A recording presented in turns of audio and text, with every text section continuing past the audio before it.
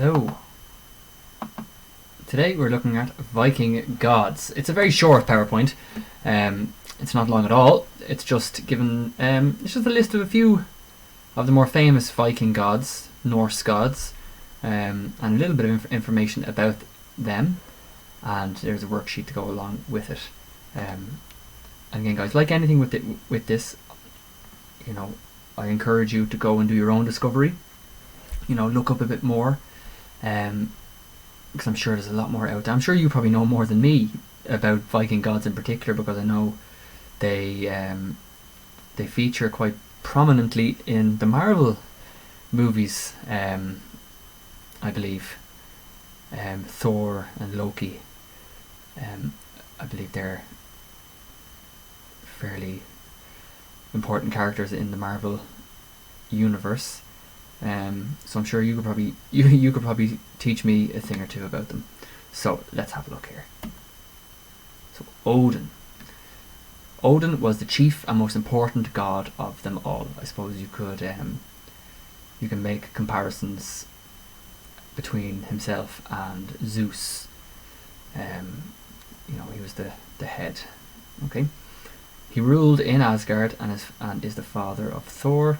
He rode an 8-legged horse, and he liked to roam the earth in disguise in order to be with women he fell in love with. And yeah, I believe his wife was immortal. I believe, is that true? Again, I think that's very similar to Zeus as well.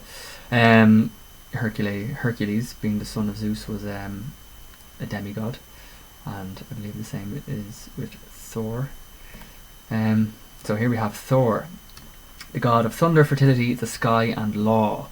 The son of Odin and Fjorgyn. I had to Google that. My Icelandic or my knowledge of Norse languages wouldn't be. It doesn't exist at all. But the son of Odin and Fjorgyn. He had super strength and an enchanted hammer that could destroy most things. He was the most popular god, as he had a good heart. He is a relative of Loki. Yeah, because we can all remember from the Marvel universe his Thor's hammer. Loki, the god of mischief and chaos. Okay, he was a prankster. Some really good stuff on him on Horrible Histories. So Loki is known as the naughty god who lied and betrayed the other gods. It was said that his relationship with Thor was a rather strange one. Freya, the god of love, beauty, fertility, and war. She was married to the god Od, who abandoned her. She has been known to appear as a bird to people and made sure the sun shone, rain fell, and crops grew. Okay.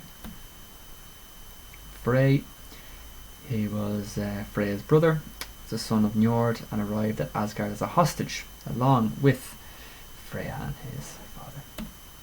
Okay, so your task is, guys, draw your favourite one and write about them. Okay. Now, as always, guys, you're not limited to this. Okay. And you're not limited to just the information you found out on this PowerPoint, because again, as I said, it was just a very brief overview of them.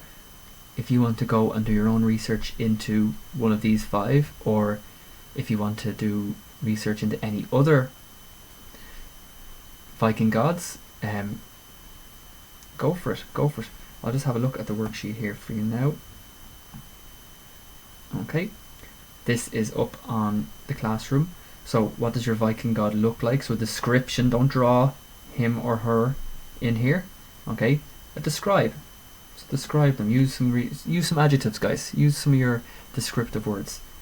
What do they look after? And what that means is, are they the god of war, the god of fertility, the god of thunder, and so on?